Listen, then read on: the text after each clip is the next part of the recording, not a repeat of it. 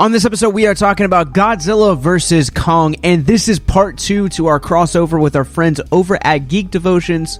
So if you guys have not heard part 1, click the links in the descriptions below where we talk King Kong vs. Godzilla from 1962, and yes, we are talking about the Japanese version. I'm Captain Nostalgia, and this is the Victims and Villains podcast, a podcast extension of the nonprofit that educates and engages individuals on mental health awareness and suicide prevention through pop culture. Buckle in whether you're Team Godzilla or Team Kong. Spoilers are ahead, and the show starts right now.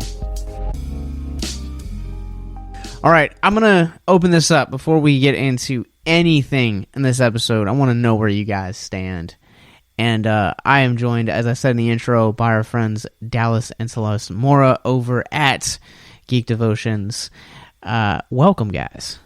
What's going on, dude? Hello. Thanks for inviting us on. I feel like I'm probably, by the way, no problem. I feel like I'm probably alone in this. This has been a running gag for the entire month of March. I am Team Kong, whereas I believe you guys are Team Godzilla. I'm Team Godzilla.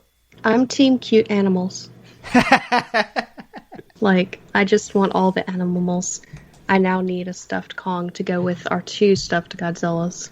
And I need a Ghidorah and a Mothra and a bigger house to fit all of these stuffed animals in. That's fair enough. Well, you guys let us know on Twitter which team you guys are repping these days. Before we get into spoilers, before we talk about the movie, if you guys are new to the show, Geek Devotions have been some of our best friends in the past couple of years since we've started this podcast. But if they are unfamiliar with Geek Devotions, give us a quick rundown real quick on what it is you guys do. Yeah, Geek Devotions is our tagline is the show from devoted geeks who are devoted to letting you know that you're loved. And Celeste and I put together episodes every Friday that take geek pop culture items like movies, video games, comic books. This month we're doing anime, and we use it to let people know they're loved. We point them to God and let them know that there's a plan and purpose for their life. What else do we do, Celeste? We do weekly Bible studies. We stream on Twitch at least once a week. We try to do more.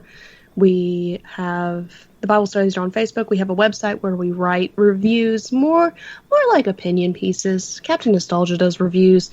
We do, hey, we liked this. Hey, we didn't like this, but we're not as critical as he is. So it's generally, hey, we liked this. So that's a thing. We do not claim to be film buffs. Dallas does, but not in that sense. The big difference between the two of us is I love the tagline that you guys have with each one of your reviews. It's always, is it worth watching? We were just talking about that this every time. Whereas I'm pretty honest in my reviews, and I try to be a little bit, even though I have some hot takes from time to time. Well, with like our reviews, we try to be like, all right, here's the information, and then you decide if it's worth watching for yourself. Yeah. And then we give our opinion of if we would have watched it, like the article we just dropped about The Way of the House Husband. I forgot to put a rating on that. Oh, you need to put a rating, and it needs to be like however many out of however many Yakuza. Well, if you guys would like to hear a hot take, you guys can check out part 1 to this crossover, like I said, at the beginning of this show where we talked about 1962's Japanese King Kong versus Godzilla. And we're talking about the culmination of the monster verse as we know it from 2014's Godzilla, 2017's Kong Skull Island, and 2019's Godzilla King of the Monsters.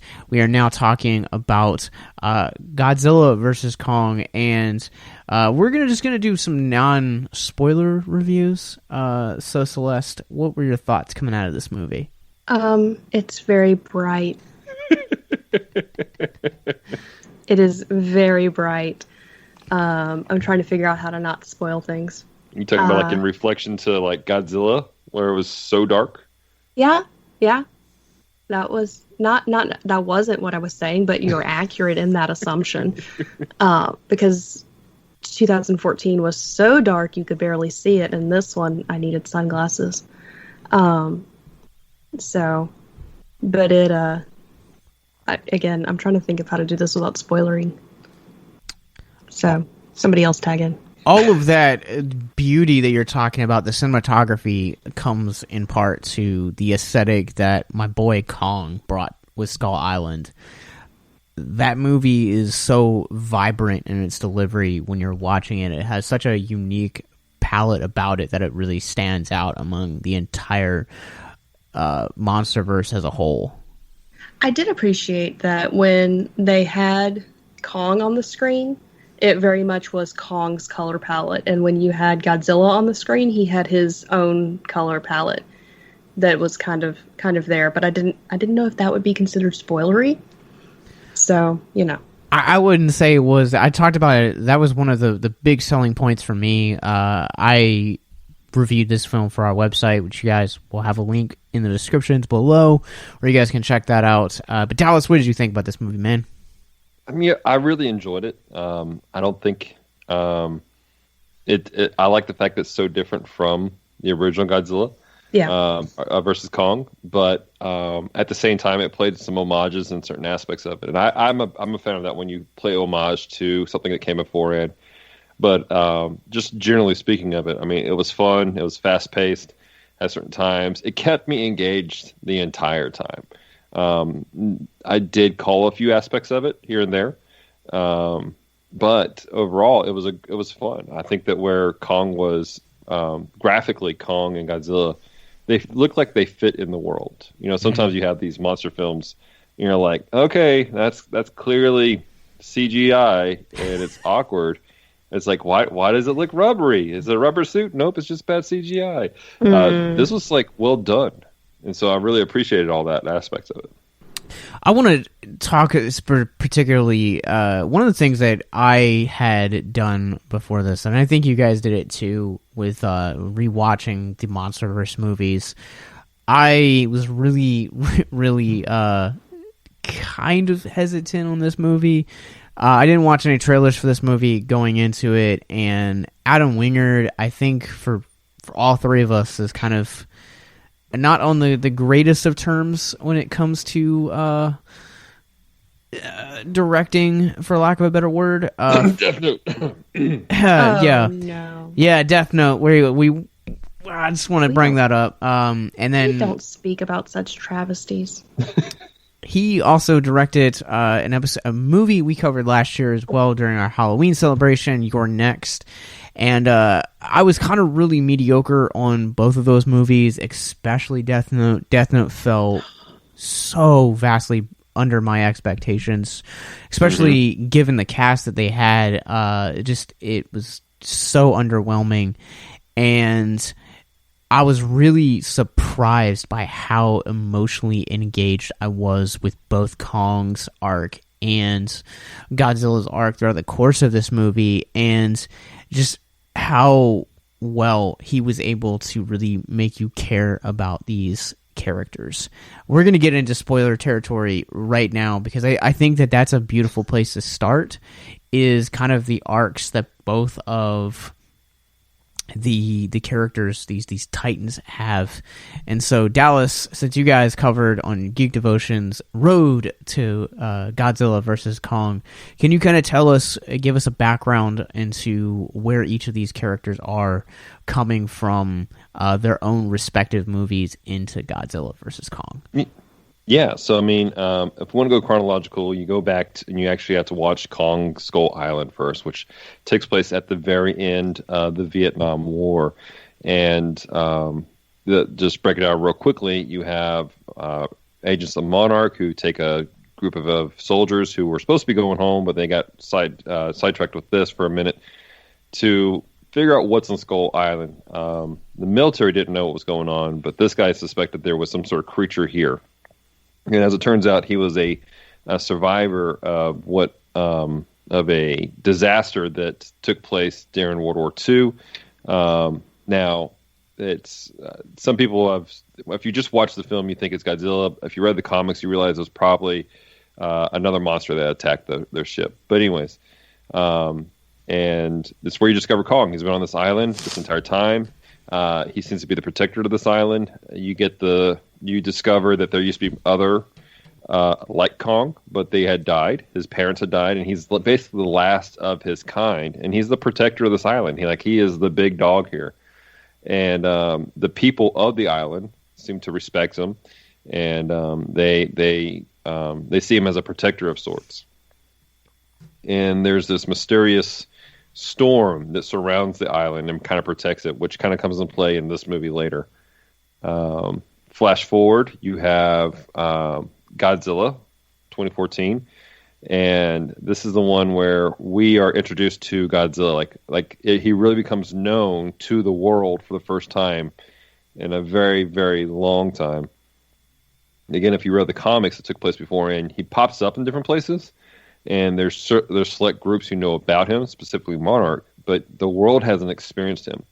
And what has happened is that what they called a Mudo had escaped, or not escaped, had hatched, and it caused a nuclear reactor to go off. And flash forward, what was 15 years later or something like that in the film? Yeah. It all comes to head. That thing hatches after kind of going into kind of a cocoon state, and it's on the hunt to find its mate. And you discover Godzilla is kind of the great balancer of the world. That's his job, is to bring balance to nature, I guess is what you say.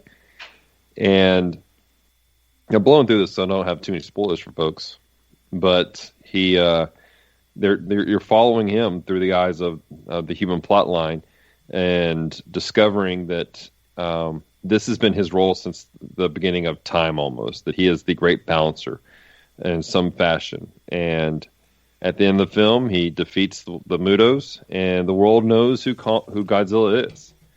And that scared some people. I mean, anytime you see a giant monster like that and the destruction he left behind, there's a question, is he really a savior, or is he your destroyer?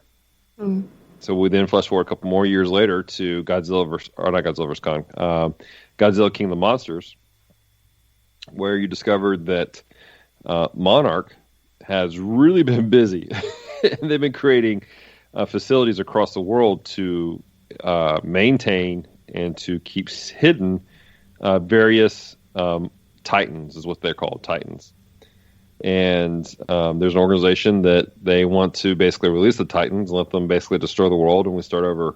I think they called them eco-terrorists in this film. And this group of individuals have actually released the wrong dude, King Ghidorah, who is actually an alien. He's not even from Earth. And you see cave drawings where you realize that Godzilla had fought in Ghidorah at some point in the past, and he had been encased in this ice. But now that he's free, and you have this massive showdown between Godzilla and Ghidorah. And what's interesting for me is the underlying story where you see humans having to make a decision on how they wanted to relate to the Titans, how they want to do life with the Titans. And again, it boils down to the whole aspect of, do you fear them or do you go along with them? And at the end of that film, Godzilla has destroyed Ghidorah, and all the Titans have basically taken the knee to Godzilla as the king of the monsters, if you will. Now, one thing you should know before you go into watching this film is that at the very end, in credits, you realize that there is one of the heads of Ghidorah that's still around, and somebody makes a purchase. And that catches you up. Yeah, and one of the things that I want to jump into kind of with this film is really the film opens up on Kong, and Kong is basically, he has been from the events of Skull Island until where we meet him there's been this great storm that wipes out Skull Island, and they basically bring him to a Monarch facility that imitates Skull Island, and he really honestly just wants to get home. And so there's a subsidiary company, completely another company called Apex, that is developing what could be another version of it. They call it Hollow Earth. There's a line in the film where Hollow Earth, the Skull Island's basically described as Hollow Earth come to the surface. And Hollow Earth is just this beautiful place. I'm actually holding out hopes for like an HBO to be like, yeah, we want to explore this Hollow Earth character in a spin-off series, because I feel like they haven't done all that they can do with Kong.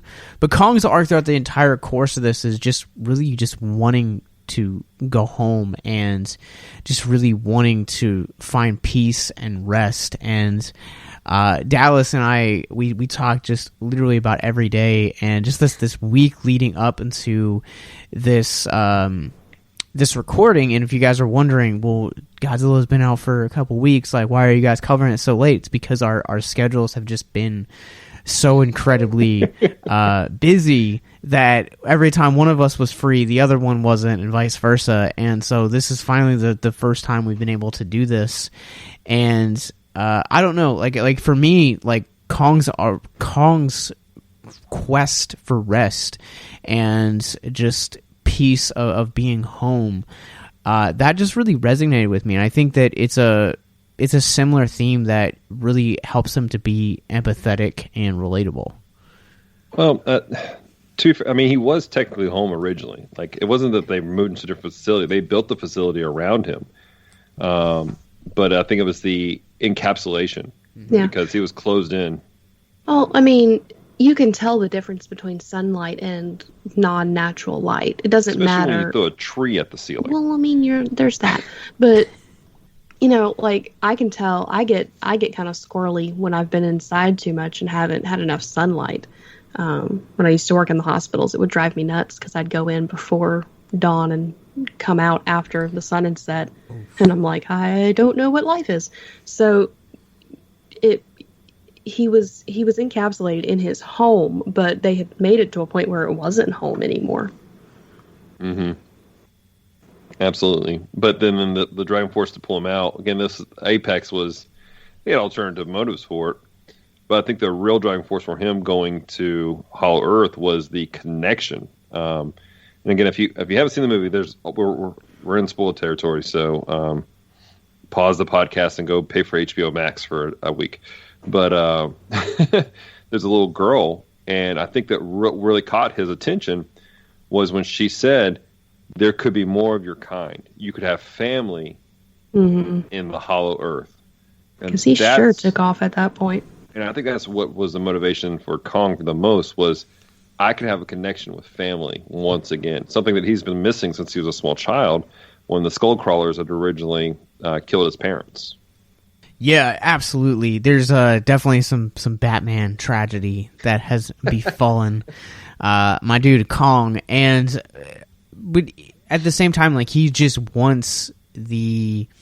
I like the way that you guys kind of talked about it, like that false sense of security, because they've built this, like you said, they built this Monarch facility around him, but it's all a facade. It's all something that they're longing, you know, you're wanting that freedom to run wild, and that freedom just to be able to not have to, you know, play the part, for lack of a better word. And I think that that's something that, you know, some of us can really resonate with. The fact that, you know, when you get into certain mediums or something, we come to those as an escape. We come to those because we want that security that we think that something's going to bring. And for a Kong, that just happened to be family and Hollow Earth, and a chance to really start anew. I can't speak to, you know, any tragedies like fires or, you know, losing parents or loved ones, but I would imagine that is kind of the arc and the coping process that they themselves have to go through. Yeah, absolutely. So can we just talk about how beautiful Hollow Earth was, though? Like, as it's happening, as they're going through the things, I'm like, somebody read Journey to the Center of the Earth and went, oh, let's put monkeys in it.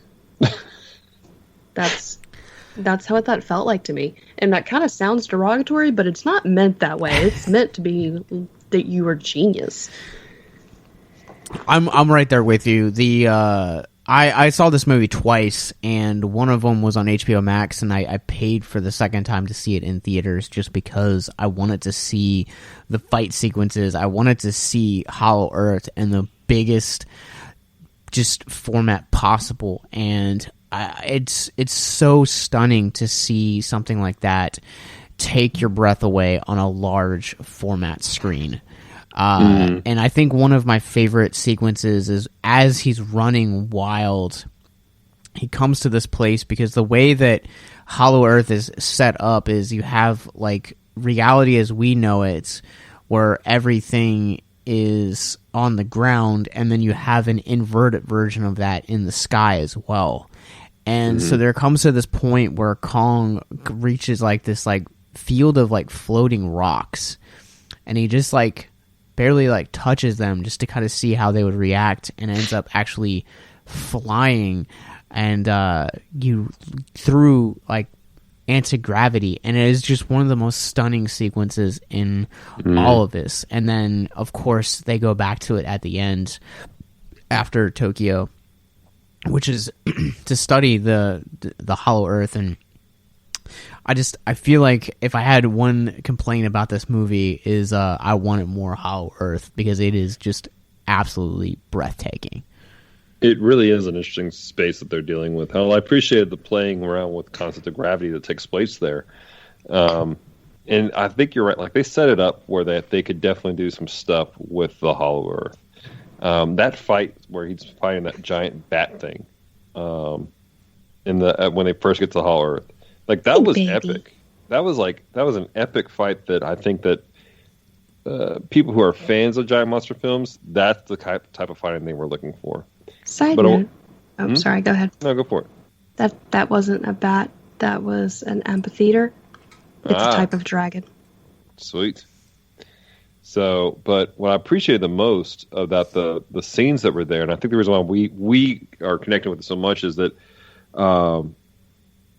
the way that they portrayed Kong was very humanizing. Like, they took the concept of like the work of apes, because I mean he's sign language, he's doing sign language and everything, but like there was a sense of wonder in Kong that we saw on display as he explores this land, and they did a great job building this emotional connection he had with the land itself, down to like when he's like, you know, he when he's had that whole floating thing, you realize it's a giant statue of a giant monkey hand, basically. And that's the reason why I think we as an audience connected much with this, because they did a great job of humanizing who Kong was. Well, not only just humanizing Kong, it is also too, like, this is a completely reinvention of the character, where when you go back to 1930s and, you know, go back to the original King Kong, which as of this recording you can stream right now on HBO Max along with the other MonsterVerse movies, and he's portrayed as like a sideshow character and a womanizer. Like those are his like two general qualities, and throughout all of media up until 2017's Skull Island, that's always the way that he's been portrayed. And here in these two movies, he's just a very war-torn, just, you know, just guy that just wants peace at this point. And I would kind of equate him to another pop culture figure in being Ben Affleck's Batman, where, you know, he's been around the block a couple times, he's seen stuff, and all of that has really taken his toll on who he is as an individual. And that's kind of where we find Kong, especially in the course of this film. So the reason that when he emotes so much when he does finally get to Hollow Earth, it's like, you know, all of this this fighting and all of this weariness that I've felt over the course of however many years that Skull Island has been gone, this is kind of my chance to really start over and my redemption. This is my Justice League, for lack of a better word. Right. I can definitely see where you're coming from that. If you or someone you know is listening to this podcast right now and you're struggling with suicide, addiction, self-harm, or depression, we encourage you guys to please reach out. This is the heartbeat of why we do what we do. Suicide is currently the 10th leading cause of death in the United States, and as of this recording, there are 132 suicides that take place each and every day on American soil. And when you scale back internationally, there are 800,000 successful suicides. That is one death roughly every 40 seconds. So if you or someone you know is struggling, you guys can go to victimsandvillains.net/hope. That resource is going to be right in the description wherever you guys are currently listening or streaming this. There you'll find resources that include the National Suicide Lifeline, which is 1-800-273-8255. You can also text HELP to 741-741. We also have a plethora of other resources, including churches, getting connected with counselors, LGBT resources like the Trevor Project, and also veteran hotline as well. Please, if you hear nothing else in the show, understand that you listening to this right now, have value and worth. We get it. Suicide, depression, mental health, these are hard topics, and the stigma around them doesn't make it any easier. But please consider the resources right in the descriptions below, wherever you guys are listening, because once again, you have value and you have worth. So please stay with us. Well, let's jump over to your boy Godzilla, who this time around, this is kind of where the timeline of this franchise really starts to kind of get wishy-washy, because when you look at 2014's film, it takes place in 2014. When you look at King of the Monsters, it takes place in 2019, and then Godzilla has just kind of disappeared for did they say 5 years or something like that? Yeah, 5 years. Disappeared to the public. So this is taking place in 2024, right? Right. Yeah. Roughly. So in 3 years, we're going to have giant monsters. But his whole arc throughout the course of this is there's this mystery that they're trying to figure out why is Godzilla attacking something and how is it connected to Apex. And I just really want to say that Brian Tyree Henry was the true star of this movie, and he plays the podcast guy. I loved this guy. This character was so entertaining to me. A conspiracy nerd to the highest degree. I just illuminated every time this guy was on the screen. He is hysterical. He was his whole thing though. Him and Millie Bobby Brown, their whole story arc though was really nothing more than just a way of showing us the antagonists and why they were doing what they were doing. Yeah. But because I heard some people complain about Millie Bobby Brown's role in the film. I think that it was more about him than Millie. I feel like Millie was more of just a hey, don't forget there are other movies. It was just a canon keeper for her. Continuity. Well, but if you remember correctly, that was a complaint for us in King of the Monsters, is that the only connection to the original movie, 2014 Godzilla, was the scene where they're dropping in and Godzilla's ravaging. That was the only connection to tell you were in the same world. So I'm wondering if they tried to listen and they were like, okay, you want continuity. We can give you continuity. And that was the thing. That, and at the moment, Millie Bobby Brown's name is a cash grab. It is. But I really did appreciate what Brian Tyree, is that how you say it, Tyree? Yeah. Yeah, but how he played his character. he was hysterical the entire He time was. through. But his I don't know, he brought a level of levity to some of the more serious scenes that were taking place, which, to be honest, could be detrimental to a film at times. But I thought it flowed real nicely in with what they were doing. To your point, also, there are some really unexpected emotional points with his character, where, in particular, him, 11, and the kid from Deadpool 2. I'm terrible with names. They're just kind of sitting around, and the Deadpool 2 kid's like, "Hey, what is?" His name's Julian, by the way. Julian. He's like, what is?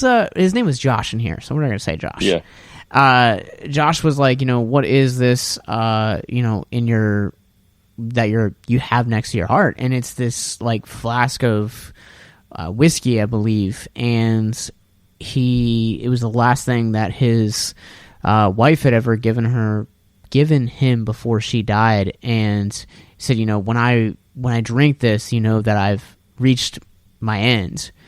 And it's this very somber, just quiet moment, but it really brings a whole new levity to his character. And one of the things that I really appreciate about these MonsterVerse movies is you're getting to kind of see and connect with characters that have been devastated by the Titan attacks. So where when you look at King of the Monsters, Millie's family has been, they lost a brother and subsequently also a mother because of these attacks.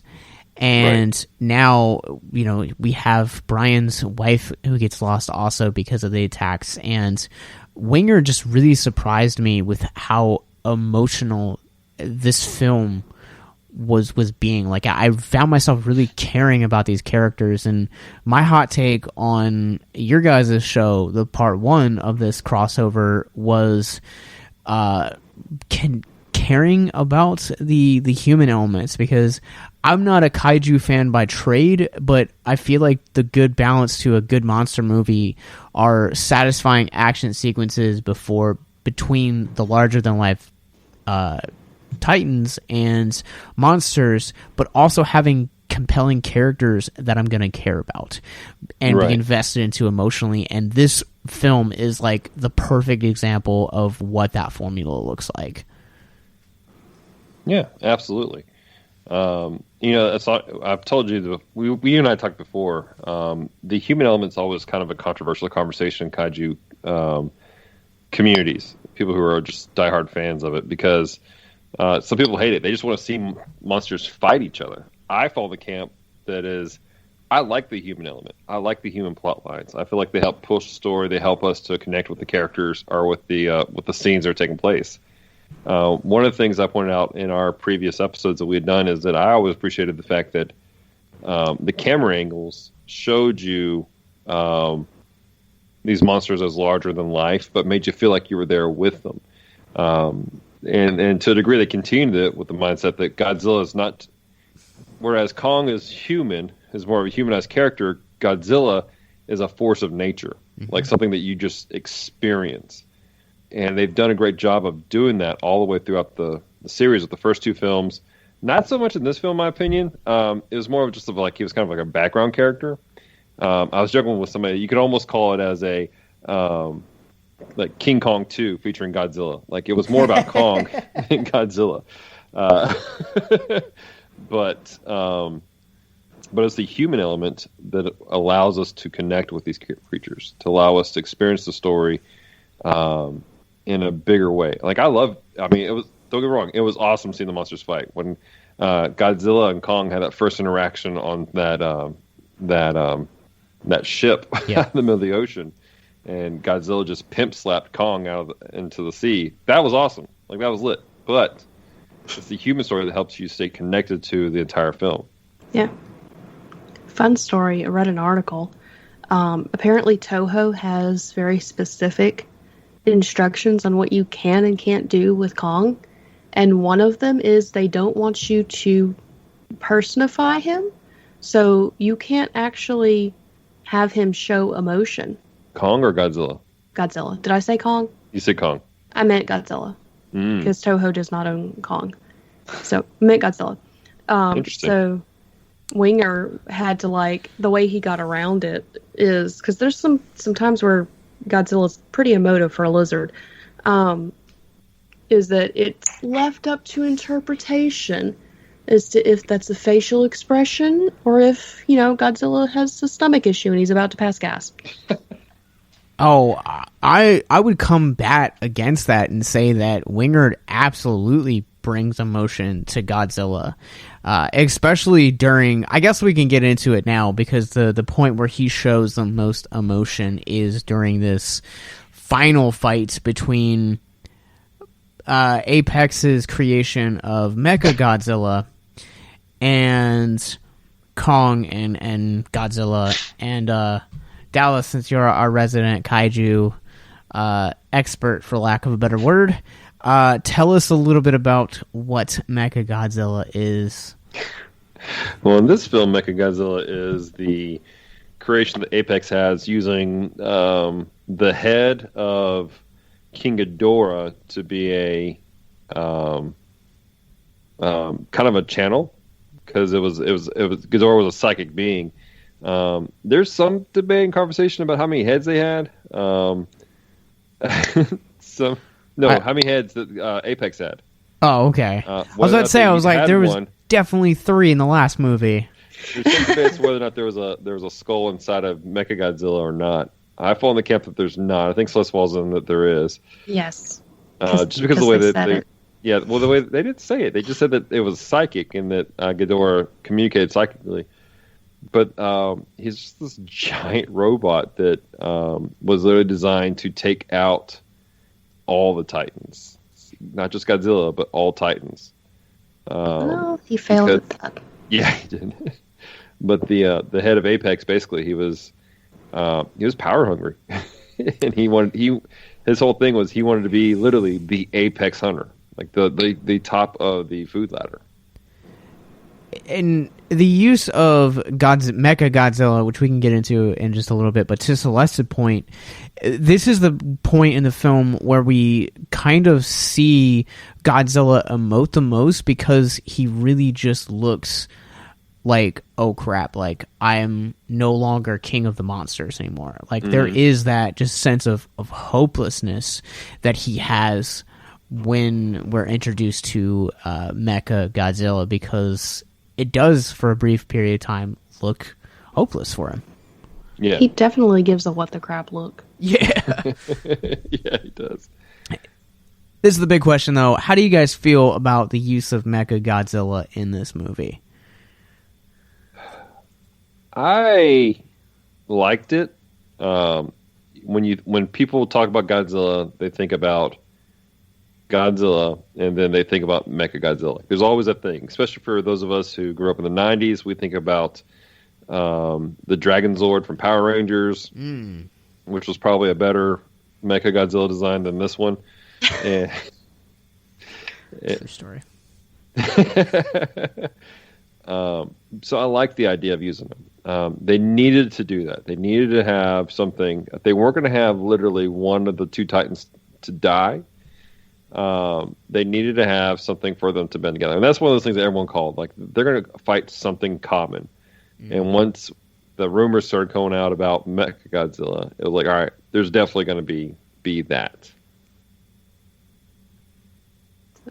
I don't know. I don't know enough about mecha-Godzilla. I thought it was an interesting plot point, but it was kind of predictable. Yeah. Like, as soon as you see the red in the trailer, I'm like, oh, okay, I know where this is going to go. I did call that they were, I mean, we all did. We all called they were going to use the heads. But it's interesting to me because when Dallas and I were having a conversation about this beforehand, because I do fall into the camp that there were 2 heads, because at one point they said something that made it seem like there was a head in mecha-Godzilla. So, because one head would be confused. This is a being that is used to thinking through 3 different brains. So, to me, I was like, oh, well, no wonder it's rampaging because it's only got one head. Well, they kind of did away with that.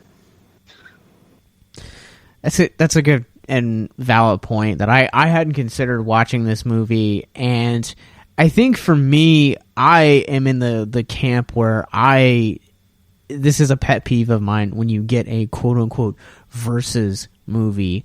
When we talked about Batman versus Superman, here you have 2 hours worth of this build up towards this epic showdown, and then they put it aside because they bond over mother names and team up to take out Doomsday, and then Freddy versus Jason, which I'm the horror guy on this podcast, kind of did the same thing in 2003, and then you also subsequently had the Maleficent is another example of just stuff that was marketed as a villain story, and then somehow along the lines it ended up not being that villain story, kind of like an anti-hero almost. And I liked, and I was really satisfied with the 2-on-1 fight that we had in the end of it, but honestly, man, it just, I wanted more of the Godzilla versus Kong. Like, I wanted to see one of the Titans fall and not necessarily team up. Right. I mean, we did see one of the Titans fall completely. True. And so, I mean, that's the thing that took place. Now the way that they brought him back, that's where it gets into a little more of the fanciful thing of it all. But I don't know. And they had to work in the lightning power somehow. Yeah, they had to work in the lightning aspect also. Oh, that's a good one. But to be honest, though, you got to look at it from Legendary's mindset. You know, these are two characters that are quote unquote legendary. They have to have a reason to keep making these films, and so they're not just going to kill off one of these monsters. They're just not. And so I think it's I can see why you'd want to. I think it's just unrealistic for us to walk into it expecting to see that happen. To your point, though, when Legendary announced these movies back in like 10 years ago, they said that they were going to start making these movies. It was all going to build up to this movie right here, Godzilla vs. Kong. And Adam Winger has actually gone on record by saying that Legendary really doesn't have any plans for any other movies outside of this, with one exception. And that is the Netflix anime series that we're supposed to be getting soon on Skull Island, which I am absolutely stoked out of my mind about. You guys can most likely expect an episode on that. But, so I think that they don't know where they want to go after this. I think that they had a very clear vision of a movie that they wanted to tell in 5 movies, and now that that's over, it's what do we do with these characters? So even if you didn't end up doing another story past this one, you could still tell a story that took the approach that Kong Skull Island did, where you're telling something that is a precursor to everything else in existence. Mm-hmm. Well, again, at the same time, we're dealing with studio rights. Yeah. They weren't going to have the rights to Godzilla after this. That's my understanding, is that Toho was taking them back. Toho is working on a whole other Godzilla relaunching movie series. They just dropped a new Godzilla anime called Godzilla Singularity, which I have yet to see, and I really want to. Because it's not in the States yet. But, I mean, Toho, though, they are super protective of their franchise and over Godzilla. I think that it would have been a mistake for Legendary to really take him out. Now, that being said, I do find this interesting. We talked about nods to the original one and just kind of play off. This movie, the fight, while we didn't have a final winner necessarily, the fight between the two, it is a reversal of what we saw in the original Godzilla vs. Kong, where Kong is the supposed winner and Godzilla is the supposed loser. So I did find that interesting. Well, I mean, so they face off twice in this, and Godzilla wins the first round when they're in the sea. Also because he's in his own element. And then you have Kong, who has this amazing axe that he finds in Hollow Earth. I just want to emphasize the him using the axe is probably one of my favorite that was a cool aspect aspects of this movie. When he just like comes back up to the surface and just drops that axe and does his signature chest bursting scene.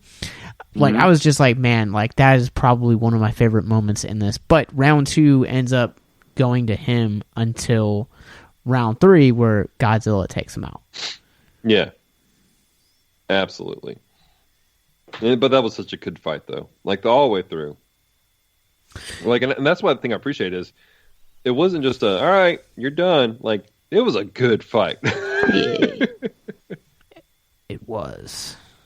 Can we talk about, though, before the final fight with the with mecha-godzilla, the Lethal Weapon 2 reference? Where Kong has to pop his shoulder back into place, like that Mel was John Gibson. McClane. No, that was Mel Gibson from Lethal Weapon. No, that was from the greatest Christmas movie ever. So apparently, though, Winger, he is on record going, yeah, I purposely put Lethal Weapon references in there because it's my favorite film ever. That's funny. It's also the first time that he's worked with Warner Brothers, I believe. So this would be the first time that he would be allowed to do this. But I'm also excited to see what he does after this movie. I would love to see him kind of return to this world because I feel like he sets up so much good, like, potential storylines that they could do. Like, where does Godzilla go after the events of this movie? Like, how does Kong fare on Hollow Earth? What really happens to the Ghidorah, heads, and how is that going to affect moving forward? Are there going to be more terrorist groups born out of the Titans? And just, there's so much more stories that this world could tell. Oh, yeah. Well, I mean, they mentioned the black market where they were selling Titan remains. Mm-hmm. So it would make sense for them to go back to the world. It would even make sense for them to go back to the world without having Godzilla in it, because he could easily just be shooting through the jets under the sea. And chilling in his Atlantean home, because I'm convinced that was Atlantis. How would you guys like to help us get mental health resources into schools, conventions, and other events? Well, now you can. Simply go to patreon.com/victims and villains for as little as $1 a month. You guys can help us get mental health resources into current and upcoming generations, educate and break down stigma surrounding mental health, suicide, and depression. And you get exclusive content that you can't get anywhere else. And you guys can tell us which Nicolas Cage movie you want us to cover, and we'll do it. All it takes to get started is to go to patreon.com/victims and villains, or simply click the link in the episode description wherever you guys are currently listening or streaming this episode. Pick your tier and get started today. Yes, it's that simple. So quickly select the tier that you want and help us get hope into the hands of the depressed and the suicidal today.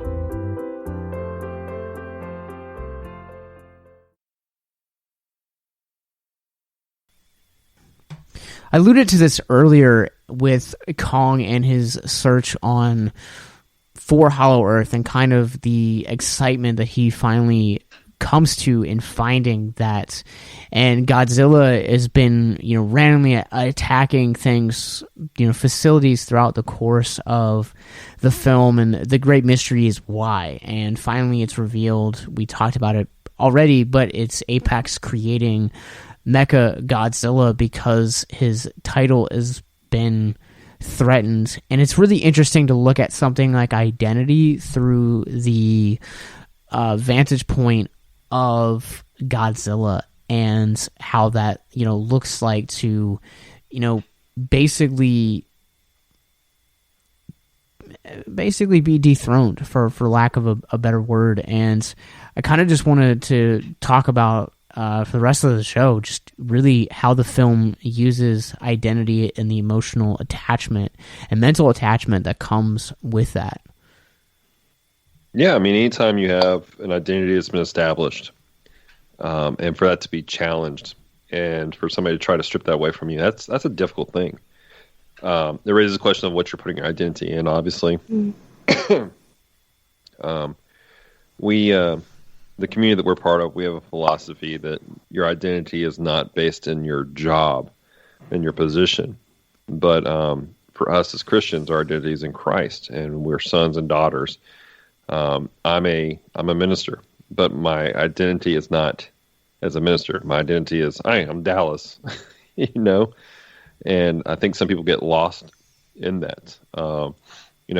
The day, Josh, you get to the point where your identity is purely, I'm Josh, I'm a podcaster, you've lost your real identity. Because what happens when you can't podcast anymore? Recently, we had a guy speak at our church, and he was a singer, a very talented singer, and he had something come up where he lost his voice, and had surgery, and it made it worse. So to this day, this man who was an extremely talented singer can't talk above a whisper, and he can only handle about an hour a day, and then he's in excruciating pain. Somebody asked him once, does it hurt when you talk? And he says, every word for 27 years has hurt. But one of this part of his testimony is he had to come to grips with what his identity is. His identity is not in what he does, but who he is as a person. He sings, but if his identity was just that he was a singer, now that it's robbed, what is he anymore? Sure. And I think that's what a lot of people fall themselves into. They strap their identity into what they do rather than who they actually are. And that's the danger. That's a legitimate danger that we all run into. Just because we're busy, we get wrapped up in stuff. Work consumes us. Things consume us. Well, and we also put our value and our time in what makes us feel good, if that makes sense. Like, not to belittle people who do good work and they consider themselves to be XYZ because of that. But if you do something and you get good reaction from it, if you do something and it makes you feel good, if you do something and it makes you feel like you're actually making a difference, then you're naturally going to cling to that because it's what helps you get through. But just because that is something that you love doesn't mean that it's who you are. Yeah. Yeah, and I think for me, my pastor used to, our old pastor before we moved, used to talk about the difference between like character and identity, and reputation that goes with the identity of who you are. And character is defined as the way that he would define it is, who you are when no one else is around. And I've always really enjoyed that. And that's kind of the journey that I feel like Godzilla goes on. Is it's one of those moments where it's like someone is attacking your character, and like Dallas, you had talked about, like someone is stripping his identity from who he is, really kind of just pulling the rug out from underneath of his feet. And man, like that's such an infuriating place to be, and it is not a healthy place to be whatsoever. I speak from personal experience. I think that's one of my biggest pet peeves is just when someone judges my character without ever kind of getting to know who I am. They just kind of look at me at face value and say, this person is X, Y, and Z because of 1, 2, 3. And for Godzilla, that's definitely kind of the arc that we find him on, is that he's not crying out for help. He's not, just randomly bringing violence to people. He is doing it because his entire existence, and his character is being challenged. Mm-hmm. And not just that, though. It's being challenged by something that's genuinely terrifying.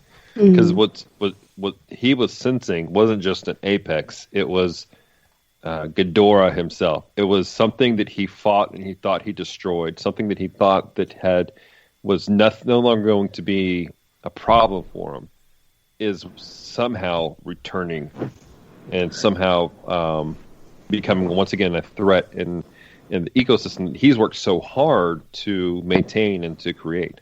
Right, because they said in King of the Monsters that Ghidorah was fashioning the earth to his liking. He was, destroying things and making it to where it would be a more habitable place for him rather than everybody else. Mm-hmm.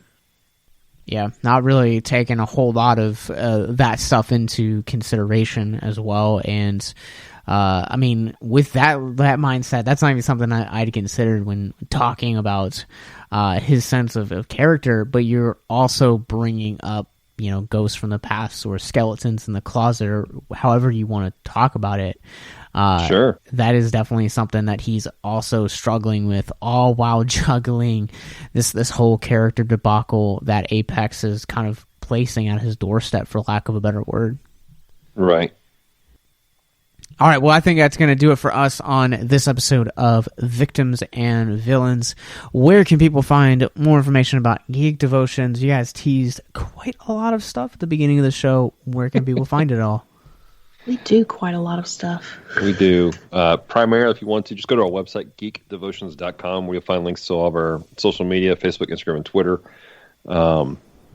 You'll find articles. You'll find our podcasts. You'll find this podcast episode.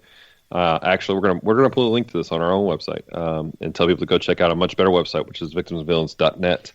And we're working on it. Yeah, but like at the top of the show, we talked about we do a Bible study every Monday night. Every Monday at 6:30 Central Standard Time on Facebook. And then we jump over to Twitch, to our Twitch channel, which is twitch.tv/geek-devotions, where we do what we call play and pray, where we play video games. And but if you jump in our chat and you're like, hey, I need to talk or I need prayer, we're going to pause the game. We're going to flip the screen from our game screen to our just chatting screen, and we're going to spend time with you. Because while we love our video games, we love you more. You're more important than in that moment than anything else, and we want you to know that. And so... and that's really just kind of philosophy we have, is that we want to make sure people know they're loved and they're cared for. And so that's what we got. Yeah, and so all of that stuff is going to be in the show notes. Seriously, Geek Devotions are some of the best people that I have met while podcasting and doing this, and the majority of our staff that have interacted with you guys have also said the same thing. So you guys can go to victimsandvillains.net, much like Dallas just said, to find all of our social media, which is Facebook, Instagram, Twitter, and Twitch. You guys can also, wherever you guys get your podcast from, make sure that you guys hit the subscribe button. But you guys, victimsandvillains.net will also get you guys other podcasts that we do, including That's High Praise, a Nicolas Cage podcast, Hourglass Cinema, and all of our regular backlog as well. You guys can find movie reviews, including Godzilla Vs Kong, and most importantly, our mental health resource library, which we are always updating. So until next time, on the next episode, we're going to be talking about the movie that you guys voted for the month of April. We're talking about inappropriate comedies that may have not aged well, and we're talking about 1999's American Pie. So until next time, we're going to grab the axe. We're going back to Hollow Earth. Have a good one, guys.